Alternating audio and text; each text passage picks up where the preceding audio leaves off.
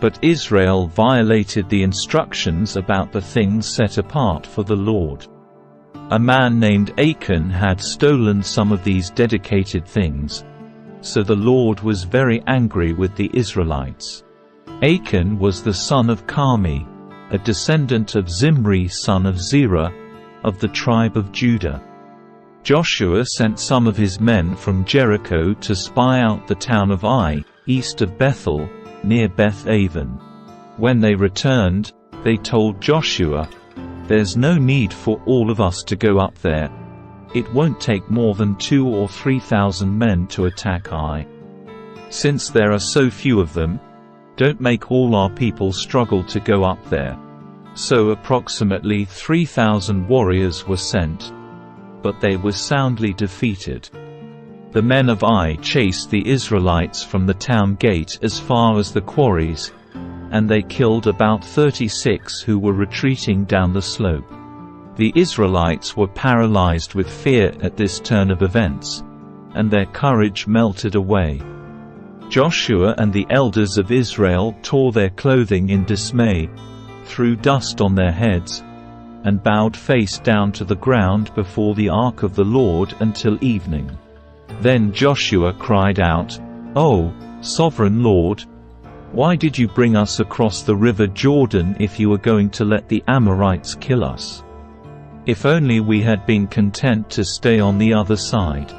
Lord, what can I say now that Israel has fled from its enemies? For when the Canaanites and all the other people living in the land hear about it, they will surround us and wipe our name off the face of the earth. And then what will happen to the honor of your great name?" But the Lord said to Joshua, "Get up. Why are you lying on your face like this? Israel has sinned and broken my covenant. They have stolen some of the things that I commanded must be set apart for me. And they have not only stolen them but have lied about it and hidden the things among their own belongings. That is why the Israelites are running from their enemies in defeat. For now Israel itself has been set apart for destruction. I will not remain with you any longer unless you destroy the things among you that were set apart for destruction. Get up, command the people to purify themselves in preparation for tomorrow. For this is what the Lord, the God of Israel, says, Hidden among you, O Israel, are things set apart for the Lord. You will never defeat your enemies until you remove these things from among you. In the morning you must present yourselves by tribes, and the Lord will point out the tribe to which the guilty man belongs. That tribe must come forward with its clans, and the Lord will point out the guilty clan. That clan will then come forward, and the Lord will point out the guilty family. Finally, each member of the guilty family must come forward one by one. The one who has stolen what was set apart for destruction will himself be burned with fire, along with everything he has, for he has broken the covenant of the Lord and has done a horrible thing in Israel. Early the next morning Joshua brought the tribes of Israel before the Lord, and the tribe of Judah was singled out. Then the clans of Judah came forward, and the clan of Zerah was singled out. Then the families of Zerah came forward, and the family of Zimri was singled out. Every member of Zimri's family was brought forward person by person, and Achan was singled out. Then Joshua said to Achan, "My son, give glory to the Lord, the God of Israel, by telling the truth. Make your confession and tell me what you have done. Don't hide it from me." Achan replied, "It is true. I have sinned against the Lord, the God of Israel. Among the plunder I saw a beautiful robe from Babylon, 200 silver coins, and a bar of gold weighing about 1/2 kilogram. I wanted them so much that I took them. They are hidden in the ground beneath my tent, with the silver buried deeper than the rest." So Joshua sent some men to make a search. They ran to the tent and found the stolen goods hidden there, just as Achan had said, with the silver buried beneath the rest. They took the things from the tent and brought them to Joshua and all the Israelites. Then they laid them on the ground in the presence of the Lord. Then Joshua and all the Israelites took Achan, the silver, the robe, the bar of gold, his sons, daughters, cattle, donkeys, sheep, goats, tent, and everything he had, and they brought them to the valley of Achor. Then Joshua said to Achan, "Why have you brought trouble on us? The Lord will now bring trouble on you." And all the Israelites stoned Achan and his family and burned their bodies. They piled a great heap of stones over Achan, which remains to this day. That is why the place has been called the Valley of Trouble ever since. So the Lord was no longer angry. Then the Lord said to Joshua, "Do not be afraid or discouraged. Take all your fighting men and attack Ai, for I have given you the king of Ai, his people, his town, and his land. You will destroy them as you destroyed Jericho and its king. But this time you may keep the plunder and the livestock for yourselves. Set an ambush behind the town." So Joshua and all the fighting men set out to attack Ai. Joshua chose 30,000 of his best warriors and sent them out at night with these orders: "Hide in ambush close behind the town and be ready for action. When our main army attacks, the men of Ai will come out to fight as they did before, and we will run away from them. We will let them chase us until we have drawn them away from the town. For they will say, 'The Israelites are running away from us as they did before.' Then, while we are running from them, you will jump up from your ambush and take possession of the town, for the Lord your God will give it to you. Set the town on fire, as the Lord has commanded. You have your orders." So they left and went to the place of ambush between Bethel and the west side of Ai. But Joshua remained among the people in the camp that night. Early the next morning Joshua roused his men and started towards Ai, accompanied by the elders of Israel.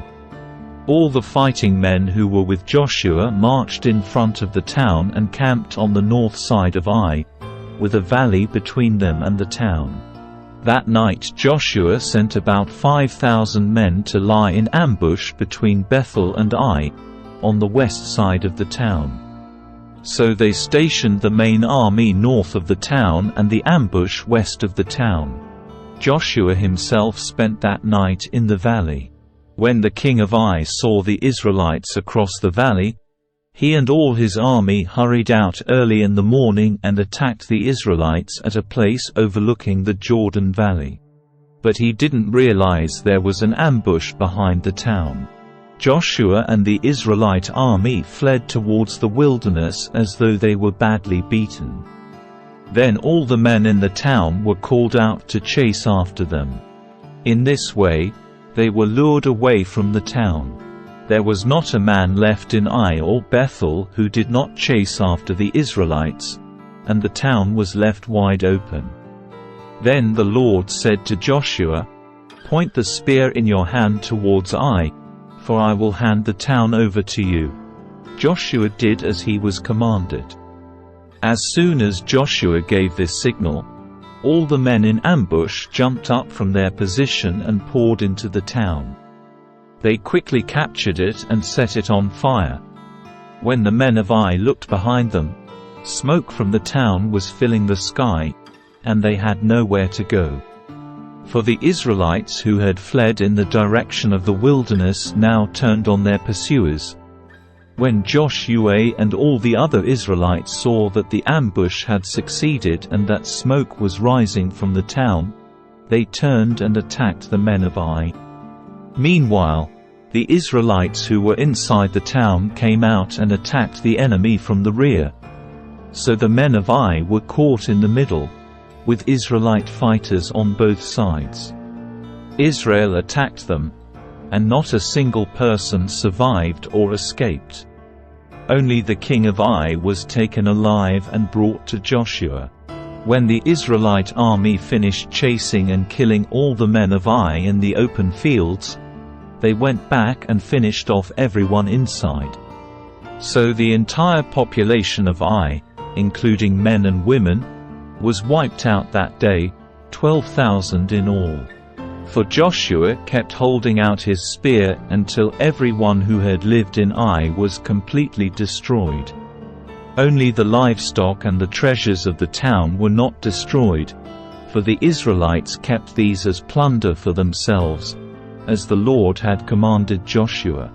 So Joshua burned the town of Ai, and it became a permanent mound of ruins, desolate to this very day. Joshua impaled the king of Ai on a sharpened pole and left him there until evening. At sunset the Israelites took down the body, as Joshua commanded, and threw it in front of the town gate.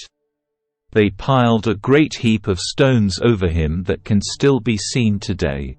Then Joshua built an altar to the Lord, the God of Israel, on Mount 𝗲𝗡. He followed the commands that Moses the Lord's servant had written in the Book of Instruction. Make me an altar from stones that are uncut and have not been shaped with iron tools. Then on the altar they presented burnt offerings and peace offerings to the Lord.